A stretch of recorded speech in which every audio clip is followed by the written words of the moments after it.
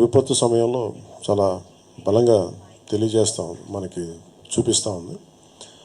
అలాగే 2014-19లో కూడా ఆయన ముఖ్యమంత్రిగా ఉన్నప్పుడు హుద్హుద్ తుఫాన్ డిజాస్టర్ మేనేజ్మెంట్ కూడా ఎంత బాగా చేశారో తెలిసిందే.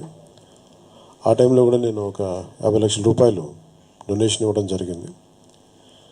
నిన్న కూడా ఒక 1 కోటి రూపాయలు డొనేషన్ ఇవ్వడం మనం ప్రకటించడం జరిగింది. త్వరలోనే అది ఆయన చేతికి అందజేస్తాను, సీఎం రిలీఫ్ ఫండ్కి. మెయిన్ ఇది అందరూ మాట్లాడుతున్నట్టు ఇది బుడమేరు పరివాహక మనకి దీనివల్ల ఇంత విపత్తు సంభవించింది, విజయవాడకి శాపంగా మార్చినాయి అని. నిన్న అంటే ఒకటి ఈజీగా ఏ ప్రభుత్వాన్ని తిట్టేయడం చాలా తేలిక.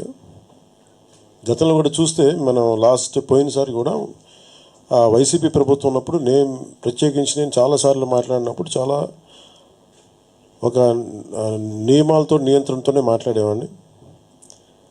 అలాగే మీ దృష్టికి ఏం తీసుకొస్తున్నానంటే బుడమేరు పరివాహక ప్రాంతంలో దాదాపు 90% ఆక్రమణలు ఉన్నాయి. ఈ ఆక్రమణలే బుడమేరుకి మన విజయవాడకి శాపంగా మార్చేసినవన్నీ. ఇప్పటికీ కొన్ని ప్రాంతాల్లో ఆక్రమించిన ప్రాంతాల్లో ఇల్లు నిర్మించారు. తర్వాత నిర్మించిన ఇళ్ళకి అవుట్ఫుల్ డ్రైన్స్ లేకపోవడం, వరద ఎటు వెళ్తుందో తెలియక అది విజయవాడ సగం నగరాన్ని వరద నీరుతో ముంచెత్తేసింది. ప్రతిసారి ఇప్పుడు మీరు హైదరాబాద్లో చూసినా కానీ వీళ్ళు వాళ్ళ హైట్ అని చెప్పి వాళ్ళు స్టార్ట్ చేసి డెమాలిషన్ డ్రైవ్, కొన్ని వందల చెరువులు ఉన్న ప్రాంతాన్ని, లోతట్టు ప్రాంతాలని, ఫుల్ ట్యాంక్ లెవెల్ ప్రాంతాలని ఒక 20 yearsగా 30 yearsగా ఏం లేదు, వరద లేదు, నీళ్లు లేవు అని చెప్పి ఇల్లు కట్టేయడం జరిగింది అక్కడ కూడా. అలాగే ఏ మూల భారతదేశంలో ఏ రాష్ట్రంలో అయినా సరే, అలాగే ప్రత్యేకంగా తెలంగాణ కావచ్చు, అలాగే మనకు సంబంధించి ఆంధ్రప్రదేశ్ కావచ్చు, ఇది ఈ నదీ పరివాహక ప్రాంతాలు ఇక్కడి నుంచి సహజ స్థితిలో అది ఆ వాగులు వంకల నుంచి వెళ్ళి సముద్రంకి వెళ్ళే దిశలో ఆ దారి మధ్యలో ఇల్లు కట్టేయడం, లేదంటే లేఅవుట్లు వేసేయడం, ఇవన్నీ వైలేషన్ ఒకళ్ళు చేయలేదు. కొన్ని దశాబ్దాలుగా కొంచెం ఇంక్రిమెంటల్గా చేసుకుంటూ వచ్చి ఇది చేసుకుంటూ వచ్చారు. ఇది కూడా మేము అడ్డగోలుగా కూర్చోబెట్టి ఇది వైసీపీ ప్రభుత్వం మాటలు కాకపోతే వాళ్ళు చేసి ఉండాల్సింది. ఎంతో కొంత ప్రయత్నం కూడా చేయకుండా ఇలాంటి పరిస్థితుల్లో ఇంత సమర్థవంతంగా ఆ వయసులో ఆయన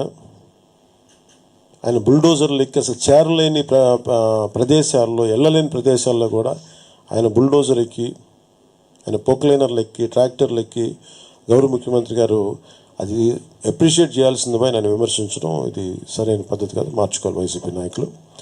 అలాగే వైసీపీ నాయకులకు కూడా నా విన్నపం, నా విజ్ఞాపన, మీరు విమర్శించడానికంటే కూడా ఇది మనందరి ఉమ్మడి సమస్య, ఇది మన రాష్ట్ర సమస్య ఇది.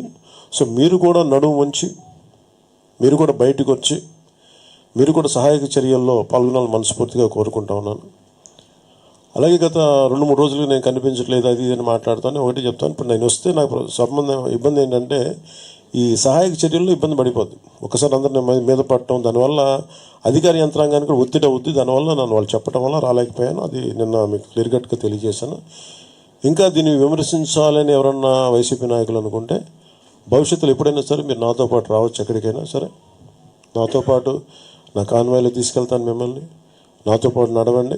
ఎలా ఉంటుందో మీకు అర్థం చేసుకున్నప్పుడు అప్పుడు మీరే సలహా ఇస్తారు. అందుకని దయచేసి దీన్ని ఒకసారి మీ దృష్టికి తీసుకొస్తాను. కానీ విమర్శించే వైసీపీ నాయకత్వానికి ఎవరికైనా సరే రాష్ట్ర ప్రభుత్వం చేస్తున్న